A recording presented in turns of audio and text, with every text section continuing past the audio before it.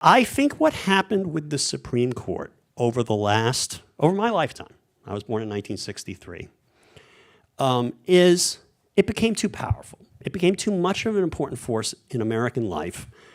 Sometimes it was in a good way. Obviously, Brown v. Board of Education was absolute necessary reversal of basically the complete abdication of the Supreme Court for 80 years to enforce the Reconstruction Amendments. But the Supreme Court began getting into things that it didn't have to get into and that really it had no warrant to get into.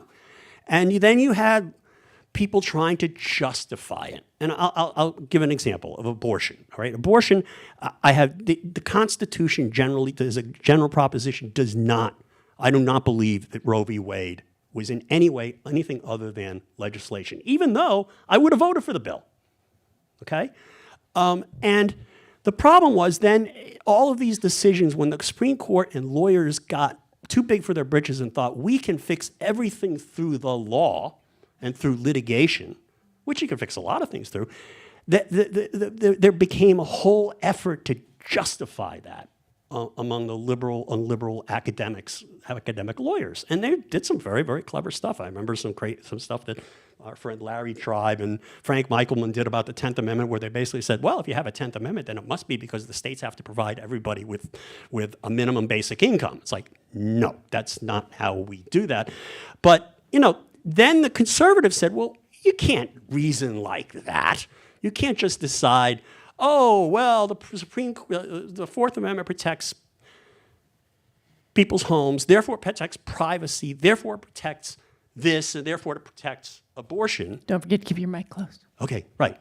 And there's a house that Jack built point to it. And so then the conservatives went to this theoretical, like, we're going to try to discern scientifically the exact intent about any issue that the framers, of the original Constitution, the Bill of Rights, the 14th Amendment, which you can't really do. And so what you did is you had these competing abstractions of what the court is supposed to be doing that's focused on constitutionalism, and not a focus on, like, let's decide this case, okay? Let's decide one case at a time. And the reason why you have to do it that way is because you can't come up with I believe that if the text of the Constitution provides an answer, if the text in the history of it provides a clear answer, that's fine, follow that. But you can't necessarily follow that with, with electronic wiretapping.